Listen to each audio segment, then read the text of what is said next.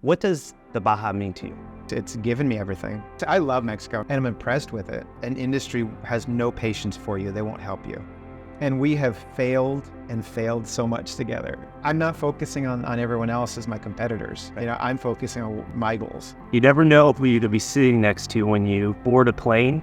And this happened to me a month ago when I was going to Dallas, Texas. I'm sitting next to a gentleman and his mom. And a few weeks or a couple months prior, I was talking to a client friend and Soren Westwood's name came up. And lo and behold, I'm sitting next to him on my way to Dallas. And it was the start of a friendship that turned into a 2.5-hour conversation. And I really wanted to get to know him more. And I invited him on the podcast to talk about his over 30-year experience, his love affair with Cabo and the Baja. We dig in deep as to how he started his business. His business is a hurricane protection company and a millwork company. He represents some of the most high-end communities and clients. And I think you're really going to like his story. Take a listen.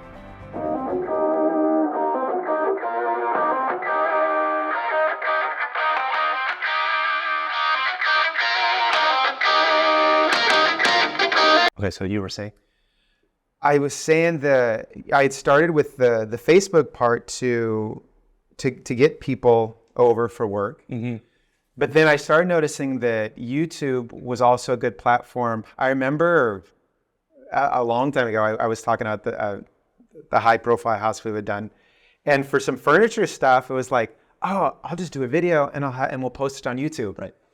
And so I did. I would just send them the link to the YouTube. So it really started not as an Instagram, like to be like, oh, I want to be a presence or something.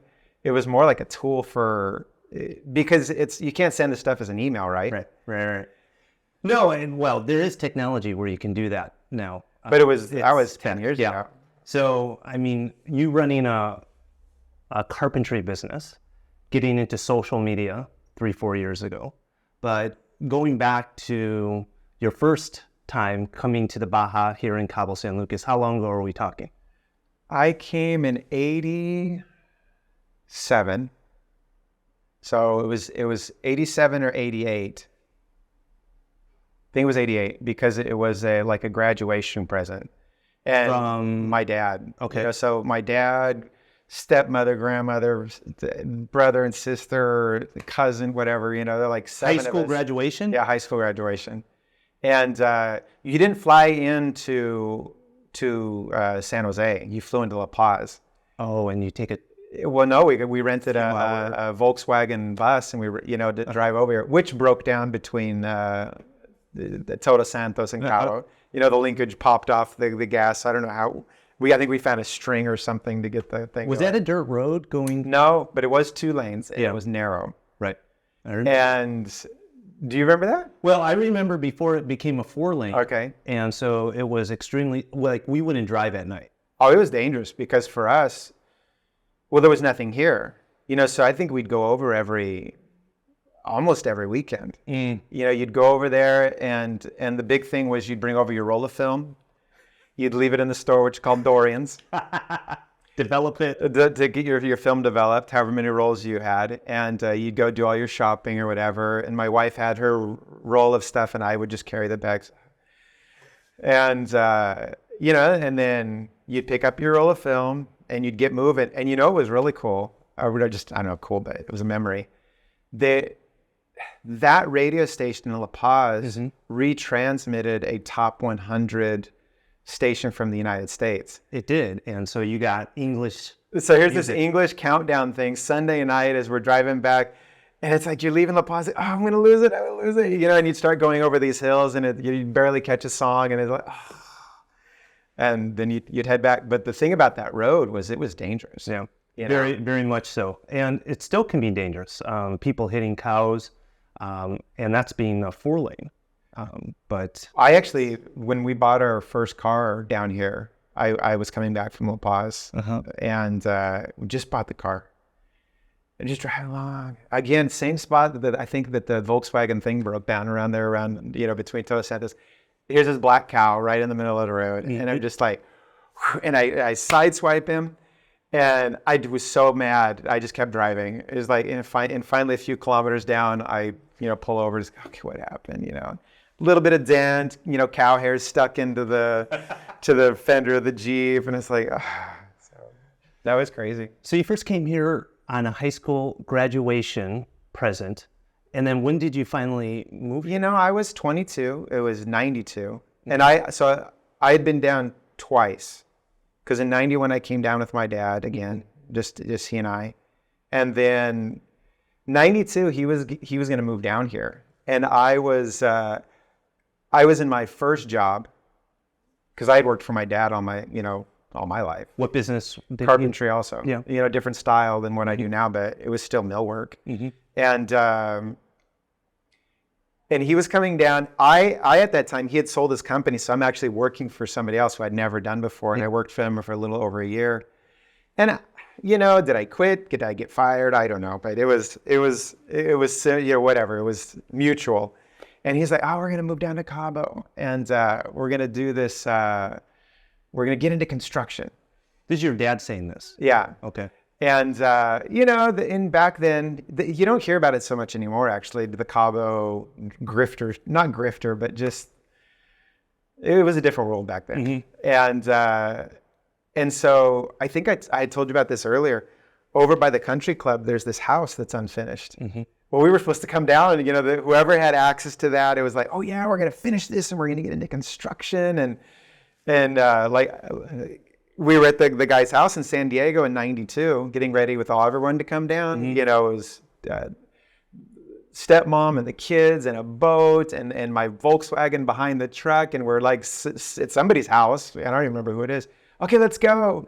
Yeah, I don't think I'm going to do that. Whoever had access to this house. And we moved down and moved into Calafia, the condominiums, the first ones in the corridor. So, that was the life, Because there was even though it's not beachfront, I don't think there was any construction between those condos and I think the front condos, those front condos are on the cliff, actually. They're a little bit, actually now there's houses that are in between those condos. Oh, that Ray thing. Yeah. Playa del Rey. 2 rows of houses. So, I mean, it feels like it was front, especially 30 years ago, I can imagine. And I wouldn't stay with him that much. My dad had this boat, and I would go do this Squid Row thing, and I'd sleep on the boat. And every morning at like 6:30, because he loved fishing, is like, I'm asleep, and the engines start up, and we're going fishing. All right. And just for fun, or was it a charter? No, that was his. He loved it. And my dad, he would throw me money or whatever for a little while. He's finally like, no more money. Find a job. How long were you here before you had a real job? Well, the first thing I did was, I think everybody does, is timeshare. To get so you did some free house. I was an OPC for, you won't even know the name of this, Campo de Carlos. No. What was that? That was a resort? Club. Oh my God. No, that's the country really? club. Well, Carlos. Campo de Carlos. Somebody will have to comment on this later. Carlos, I don't know his last name. But I think he had those, what do you call it? The mobile home park in front, that was his. And I think all that property, I don't know how he got a hold of that, but did it. And so I did it for like a month, and I think I got 2 months of free housing. And I think I did $20 once, because you get $20 if you'd send somebody. And so I would just stay there, on the street, But then I do it. Now people just kind of sit in those couches, around. Relax with TV. It wasn't like that before. Before it was like a little, like a putting strip. And you would just sit there, and you'd just putt, into this hole all day. Well, I play golf. Yeah. And so I did that for a month. And then my dad, he's like, I found you a job. Ari is looking for someone in the boatyard. So that's Ari Crease. And I go down there and, and immediately hit it off with Ari. And I worked for him for close to 2 years. And odd jobs, or did you have specific? It was kind of just, one of those things, hey, Oh, Carpentry, need anybody? And someone had run their sailboat up on the rocks at Chileno. Okay. And so here's this sailboat, you know, and they needed to gut it, I guess, on that type of sailboat to get in and repair the keel.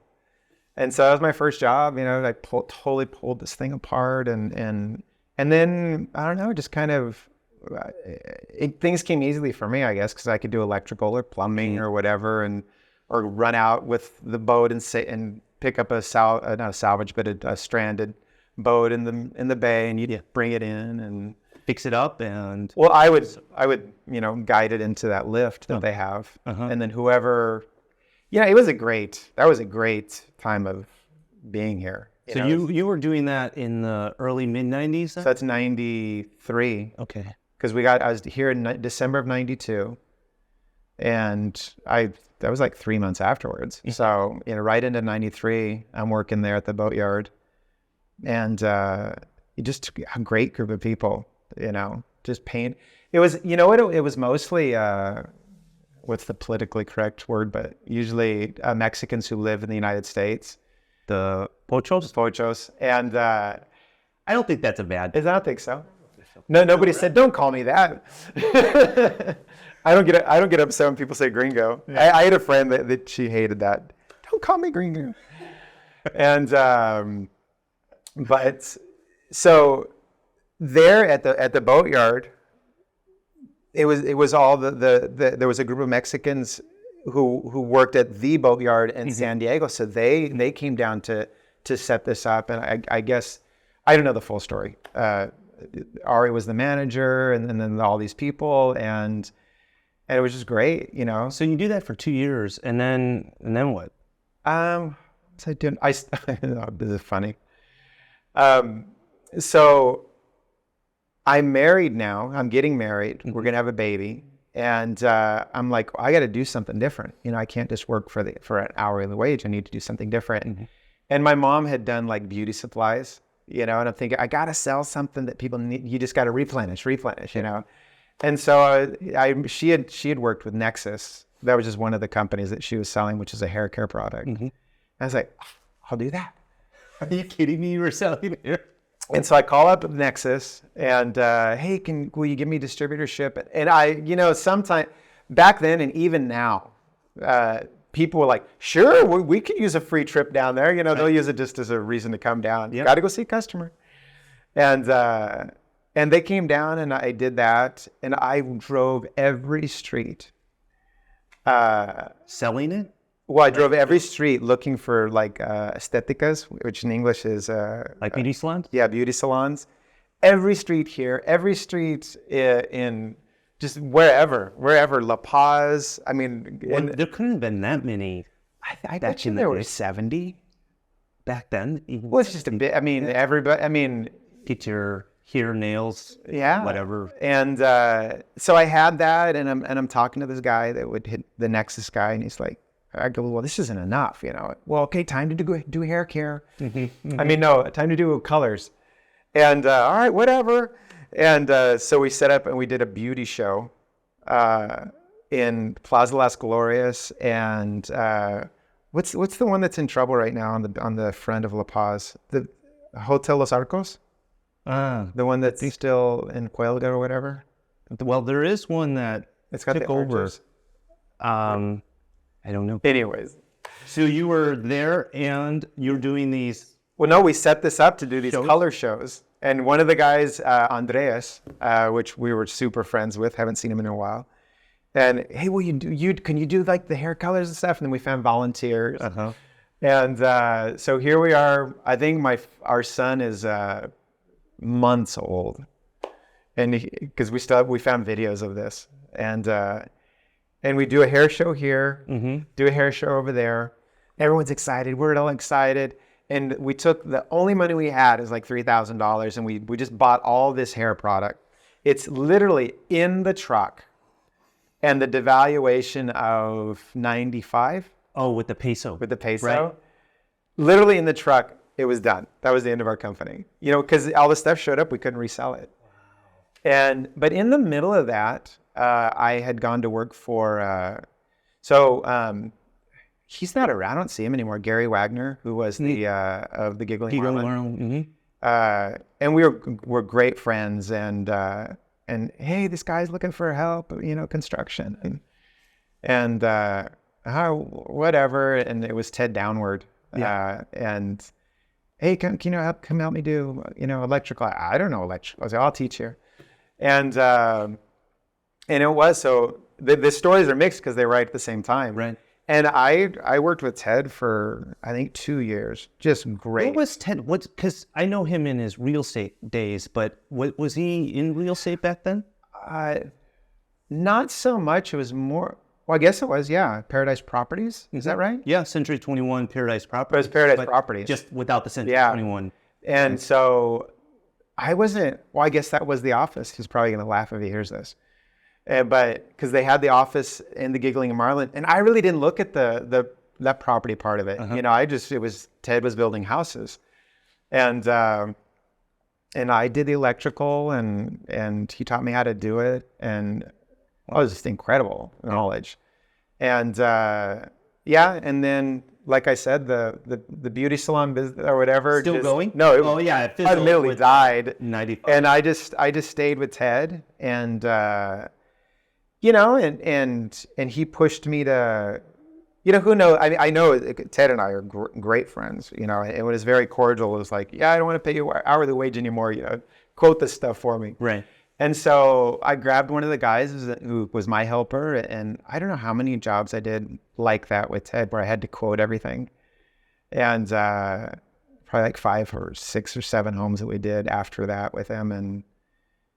And then Ed Coyle started hunting me down to do his house with Letty. And so, here's the young, ignorant part or whatever. He was like, come on, come do this. And I'm like, I know, I've been in carpentry all my life. 2 years, 5 years. Or yeah, whatever that is. And so I was like, no, and he kept bugging me about it. And I'm like, okay, fine, I'll do it. And it was awesome. I worked for him for probably a year up on that house on the top of the Pedrick Island. And working for him and Letty was great. We would step in front of a wall, and I'd have a manila paper. And he that garage, you can see the garage from down here, I don't know, 1,500 square feet or something. White painted floors, view of the bay. That was my shop, and I gave him a list, and it was all brand new little tools and everything. And we brought in all the oak and the drawer guides and everything. And we'd walk up to a wall, and I go, what do you want to do here? And, and I would just kind of sketch something. And how's that? Like, okay, yeah. Okay. See you in a couple weeks, and Ed would come up every day to see everything. And it was just great. And, by that time, word kind of gets around, right. And so I had a couple of customers waiting for me to finish with that. And then I had met somebody also, and they were like, hey, what are you going to do after this? I go, I don't know. And I do shop. I'll probably find someone to loan me some money to build this shop, and I'll do it.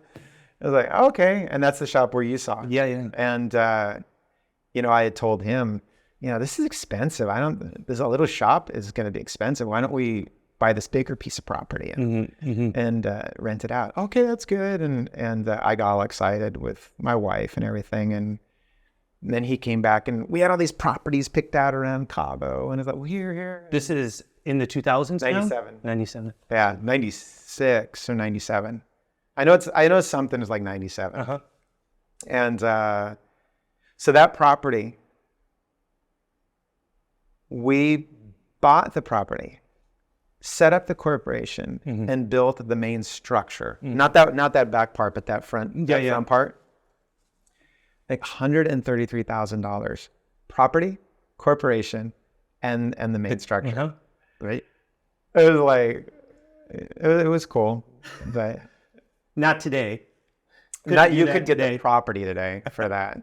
But no, and then so over the last 25 years, how has the business evolved from starting with one property, 2 properties, and just kind of word of mouth? What have been the major turning points in your business? I think I had done I had just done my biggest job. I think it was with Tapia. Mm-hmm. They had done those, what are these things up against the hill? Rancho Paraíso? Rancho Paraíso, but it's the nice thing that he did. Yeah, El Cielito. Yeah. Yeah. And Marco. Yeah. I want to actually have lunch with him. Oh, yeah? So they're both great guys, and they gave me so much freedom. And I went back because when we sold our house, because we're building at Pedregal, we needed someplace to stay. I think we were either going to buy or rent there or whatever. Uh-huh. And it was great to go back and see the millwork that I had done. And still looks very good. You know what? That's probably the turning point, because we wanted to do mahogany, and I got in touch with this lady online for I'm losing my words. It's for finding the right kind of wood. So you're looking for sustainable woods. Okay. And she was getting stuff from Fiji, actually, and so that was the turning point, I think. And then all the blades, if you look at all the moldings and everything, they're all custom. I did all those, and we drew all those. The wood is sourced from Fiji? Yeah, that wood was from Fiji. Yeah. Wow, that's a good story. But it was because unless you were to fly over and check, are they really doing this? But she was really into this. She was a conservationist, and from what I understand, it's it's supposed to be, oh, you want to cut down that tree? Okay, you got to plant these 3 around it, or whatever. I don't know if that's the right number. And so it didn't last very long, but I had to get a container. I had to get it picked up. And that's I think that was a big turning point for me of jumping into a different level of not worldly, but it's at scale, right? Because that's 20, 21 units just over there. And if you're doing all the carpentry, how you're quoting, how you're sourcing. Yes, it's more the sourcing part, knowing that you don't have to, whatever bits they sell to make stuff, you don't have to do those. All of a sudden I'm designing my own, and it's they cost the same. Well, why did you buy those? You have your own. And and then all of a sudden, well, when I wanted to buy from a different country, well, God, it's so far. It's in Italy. Well, Italy's a lot easier than Fiji. Yeah. And I've done that. So all of a sudden you're doing that, and there's a learning curve involved in the bigger stuff, because God, this just happened to us the other day, where an industry has no patience for you. They won't help you. And I learned that when we were doing the container stuff. And it's one of those big names that you see on the news or whatever, and you call them up and, yes, I need some, click. What? Oh, no, it's if you don't know what you're doing. Oh, they're not wasting time. Oh, yeah. And it's okay, I got to get my questions down. All right, my name is Soren Westwood. We're going to be doing this. And I did it again. It's I may be exaggerating, but not much, okay? Wow. I mean, I called back again, and it was I wasn't quite sure about something. Yeah, you're going to have to figure that out and call us back. Click. Wow. And we finally got it, and it was just awesome. So I know that project was early, maybe 2, 4, or 5? Something around there. Right? Because I remember I just was entering a real estate sales market, and there was a big launch party when all of them, or nearly all of them, were built. And that, I would say, was 06 maybe? Sounds about right. I try and base stuff around the truck I had. The vehicles. Yeah, it was the red truck. I may or not have. I'm gonna have to go back and do dates now and check some of this stuff, because maybe it was it was definitely that first, and then Residencia. Las Residencias in Costa Azul on the beach, and that was with Phil, right? Phil Orr, but on the front of it was Bob Gaglia as the developer. Phil was doing the construction. Yeah. Okay. And that's where Phil and I met, and right there I was getting ready to we had finished it. And I didn't know what I was going to do. And it was kind of a weird time. There was a lull.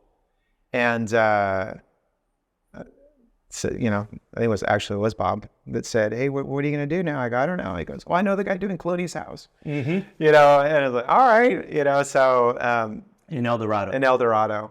And then that's probably the big one, you know, that kind of launches you into, because then because that was in magazines and things like that. Yeah. That was a very high profile home. It was, and they were great. You know, they came down quite a bit, and they were great people.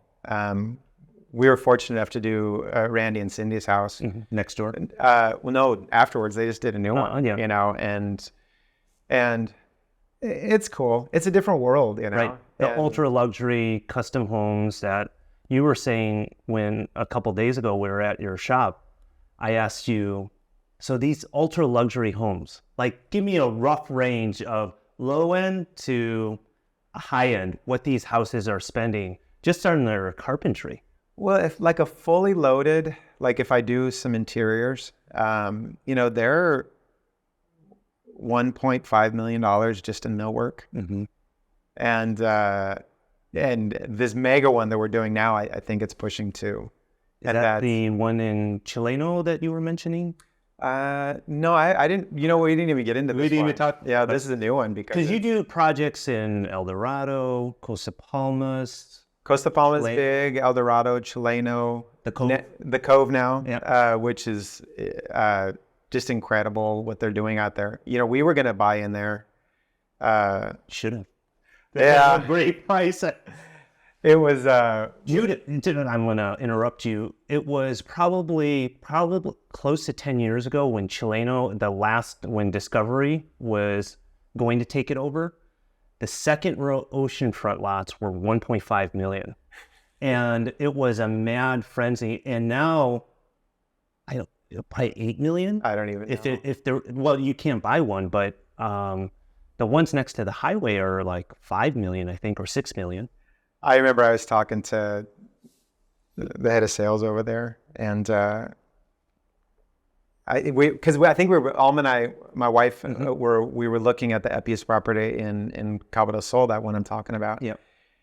And we're doing my job, and hey, you know, what do these cost? You know, and this was like 5 years ago, I think. And he's like, yeah, I could probably get you one of these, you know. And when he told me the price, I knew he was actually being nice. I knew it was like, I think we can. That'd be pretty cool. But then I just stopped for a minute. I'm like, oh, I don't think I can afford to keep it up. Yeah. You know, so I was like, but it's a different level. Yeah, completely. It is. And I enjoy it. My employees, I think it raises us all up to quality and what we can do. Right. How many employees do you have? Between the Hurricane Shutter Company and this one, I think for like 106. 106, so over 100 employees, and it's not just the millwork, but you're also in the hurricane business. How did that come about? That was Hurricane Odile. We were just finishing we'd finished a project already on the beachfront in El Dorado, and builder incredible. I want to say Craig Gordon. I hope that's right. And just built a beautiful home. I mean, it is still like the day he left it, which was before Odile. And the owner's reps had called me up and said, hey, you know, we want you to take care of the house. And then first thing we want you to do is, they didn't finish the hurricane shutters. Right. And the only thing they have are these panels here. It wasn't a system. It was just like those panels you saw in my shop. Yeah. It was just a stack of these panels. What am I supposed to do with those? I don't know. They never finished them. And I really tried. I wanted to continue finishing the house off like the builder wanted, but it just didn't work out. And hurricane season was coming, and I'm like, I got to do this. And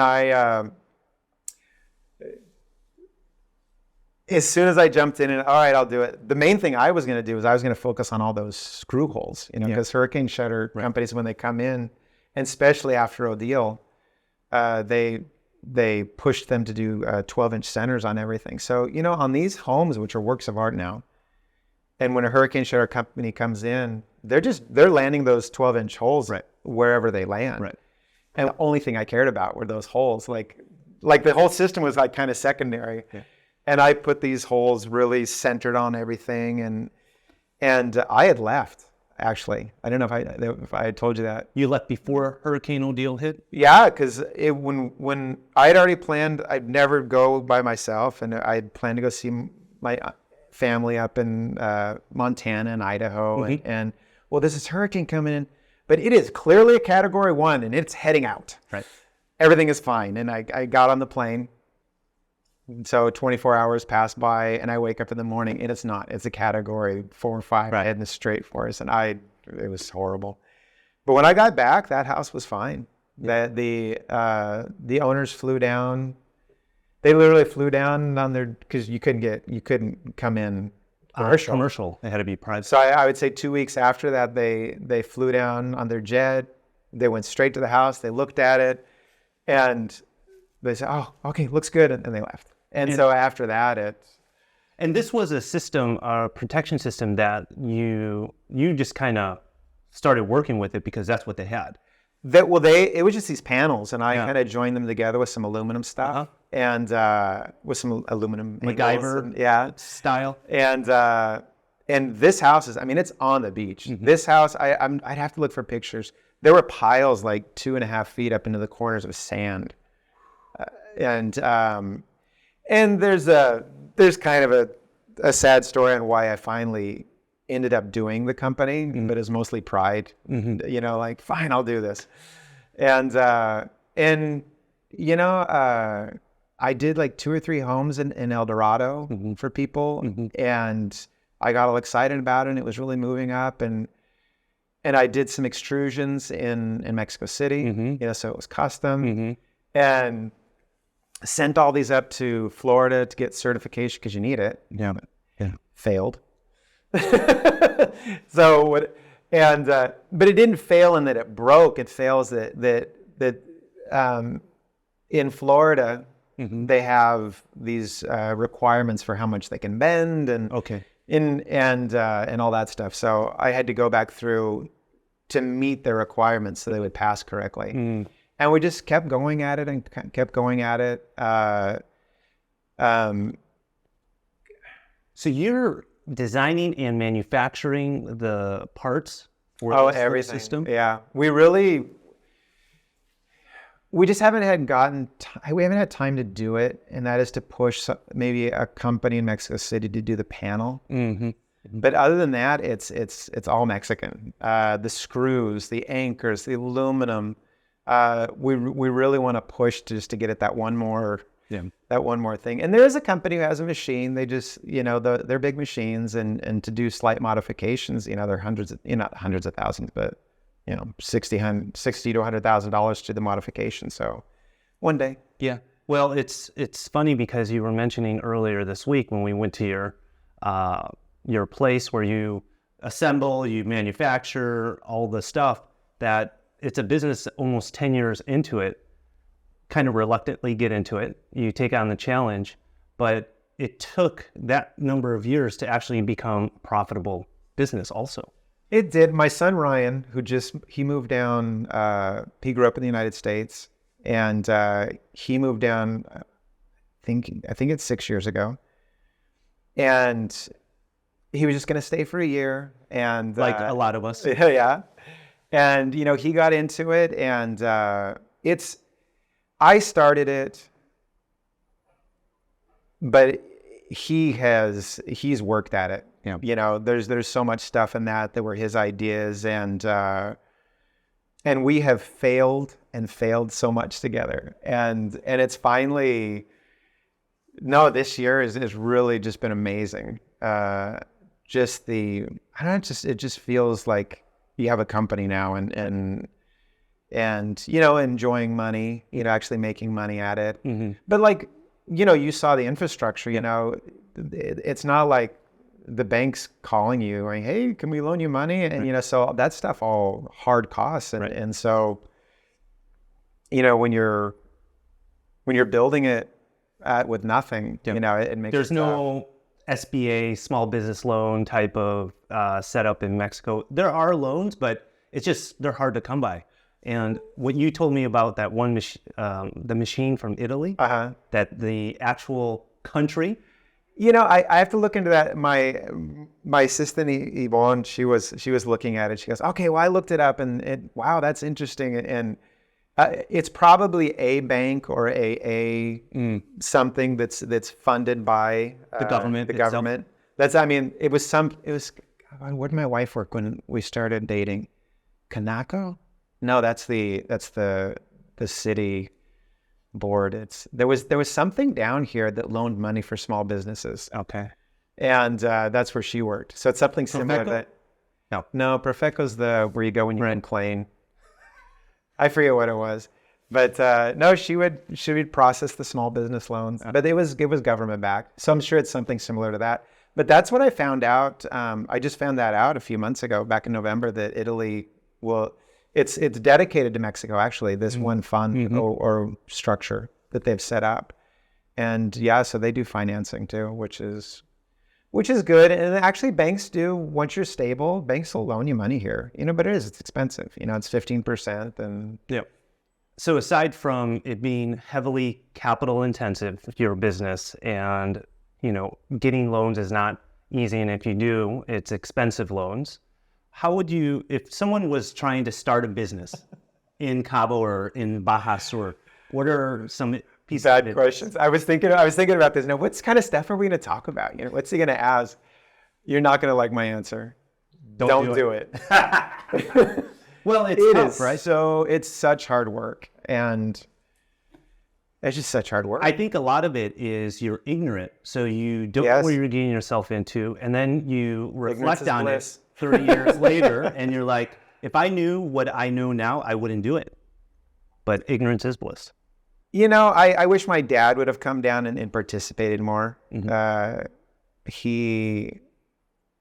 It wasn't within him, and I guess we don't get along that well in the business atmosphere. But he's so smart on it, and I wish he would have helped out, because he's given like little pieces of advices along the way, and it's like, you implement those, and it's like, whoa, I would, yeah. So, but right now, what my kids are going through. So my kids are, all right, one's gonna turn 30 right now. Another one's 29, and another one just was 26. And so they're all trying to do their own thing. One's in real estate, ours in real estate. Ryan is the hurricane shutter company, and my son Christopher is doing bronze casting. And but then I want to do it with me, because they all want to go off on their own. Right. And what we're talking about is, would you do it again? And I keep going, guys, whatever, just use the company. Whatever you want to do. You don't have to build cabinets. You don't have to do this, but use this company, because setting up a company, I don't know, we didn't get into it much because we didn't spend much time up in the office.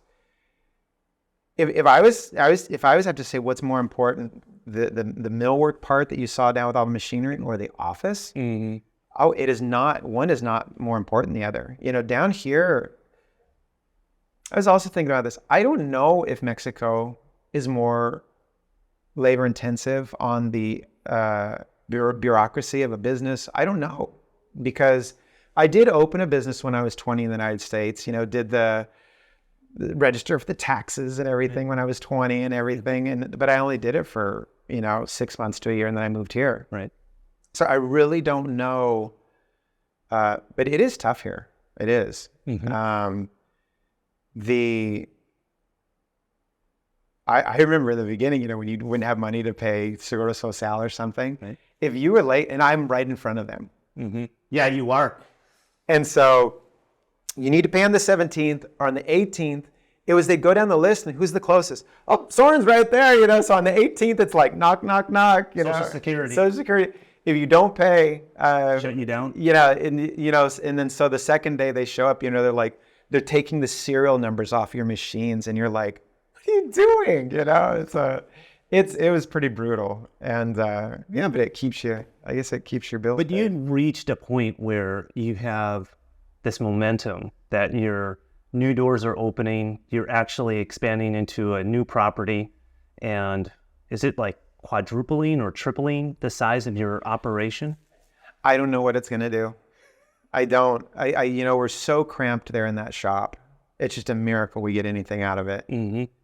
And I don't know. I mean, Are we going to double? Easy. I mean, that's a no-brainer because the footprint is double. And I really think we're going to be able to do 3 to 4 times what we do now within about 3 years, just because of the space and the investment in technology. Is there another company on the millwork side that has an operation your size, local?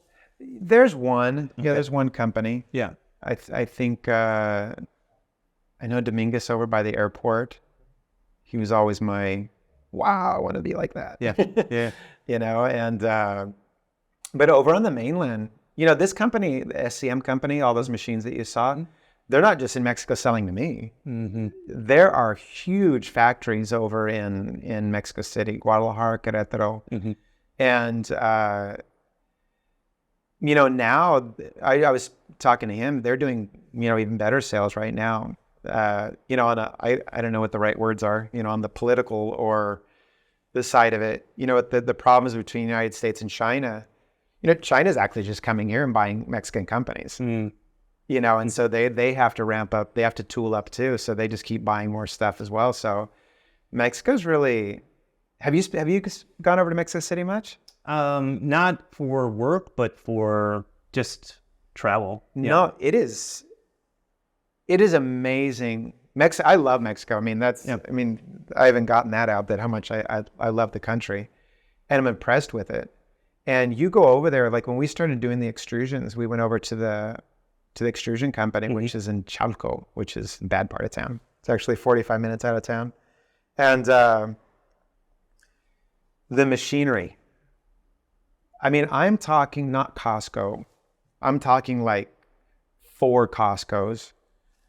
And you walk in there and these machines, like extrusion is like Play-Doh, you know, the Play-Doh machine where you squeeze it out? That is aluminum extrusion, okay? So they had these 3 different machines in size, you know, and the big one where they were doing one of our things. So they've got 8-inch round ingots, and they're 12 feet long or 16 feet long, and they throw them through. There's in this electric oven, getting up, I think it's 750 degrees, and they chop off 2-foot blocks. They slide it over, and the piston on this thing, you know, like on a backhoe or something, you see the pistons and everything? Yeah. This thing's 4 feet across, this piston. And so they'll shoot they'll squish it through this die, they're called, and your dies, your product squiggles out the back, and then they start stacking them up, and then they let them cool for just a few seconds, and then they grab the tips and they snap it like this, and it makes it straight, and then it stays. And they had 3 of those different machines there, and it was just incredible. Plywood, aluminum, chemicals, all the stuff in Mexico. It's just amazing. Yeah, a lot of natural resources, a lot of manufacturing. We're nearing the time at the end. Being that you've been here for over 30 years, what does the Baja mean to you? Oh, it's given me everything. You know, it's given me my faith, my family, business. You know, I probably owe everything to this town. We were fortunate to go out on I've been getting into sailing, so I went out on a 50-footer. We rent it. Yeah. And we went out 2 weekends ago, and it's just, if you like to write a script for a perfect day, you know, out there and then coming back and putting anchor in front of Medano and jumping in the sun going down, and it's just like, this is it. This is it. And you know, we forget about it. You know, we live our lives because we work here. This is right. It's not a vacation. It's not a vacation. But then it takes a client, it takes a friend, it takes a family member to come down and go, oh, is there anything to do? It's like, oh, there's tons of stuff to do. And then you go do all this fun stuff, and then while you're doing it, you might probably with your wife, you do the same thing. It's like, why don't we do this more often?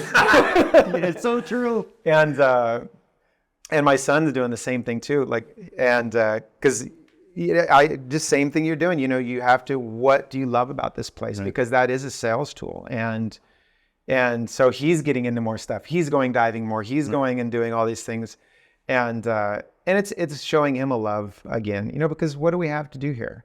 You had diving and fishing and sailing and echo and golf and nothing. You could do nothing too, which is awesome. Yeah.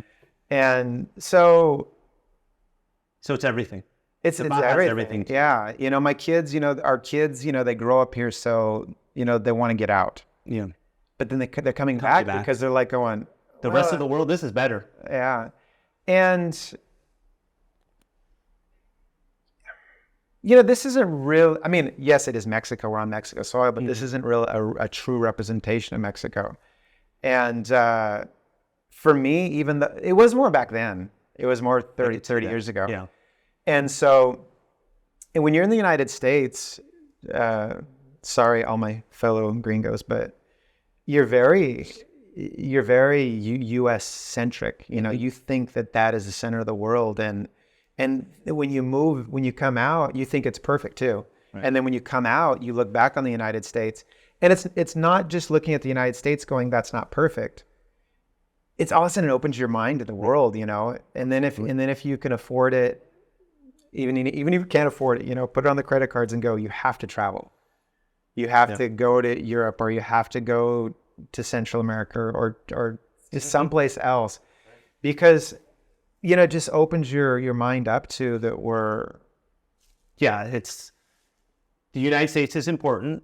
It's a big part of the world economy and culture, but it's not everything. And when you can expand into areas like Mexico, Baja, Europe, Latin America, Asia, your mind is open to this world and people, cultures. Food. Oh yeah. I mean, just amazing things like that. Being here, and just touching back on the business part, is there's so much to do here, and I think part of my success is just wanting to do stuff right, to the point of losing money on a job. It's just like. And, you can see that there's a few restaurants, there's a few companies that are working, and they're doing the same thing, and they can't keep up. Yeah. There's just if you do a good job, price is not first.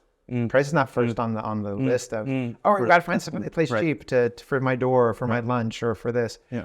It's going to become important someplace. I don't know whether that's going to be 2, 3, 4, or 5 on the list, but it is not the first, service, quality. And if you're working with the customers that is, because there are some, those typically aren't the best customers to be working with. It's tough. Something on the plane when we were talking that stuck with me. Why I think we get along well when we talk.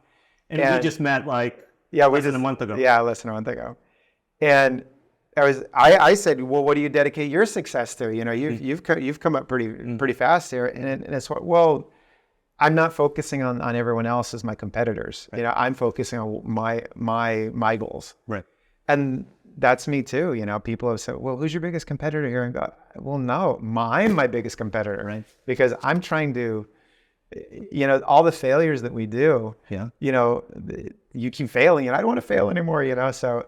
But no, you do a good job. There's, we're sold out for a while. That's fantastic. And it's just try and do a good job. Well, Soren, thank you for coming to my place. I went to your place a couple of days ago, and I like the carpet. Oh, and the echo is the office, right? So, well, thank you, and I look forward to the beginning of a friendship. Likewise. For many years. Thanks for having me. All right. Until the next one. Bye for now. Thanks for listening to this episode of the Nick Fong Podcast. Make sure you subscribe to the podcast and the YouTube channel at youtube.com/Ronival Real Estate, and follow Nick on Instagram at NickFong_Ronival. Ready to find your Baja dream home? Check out the latest property listings at Ronival.com or findmexicohouses.com. Hasta luego.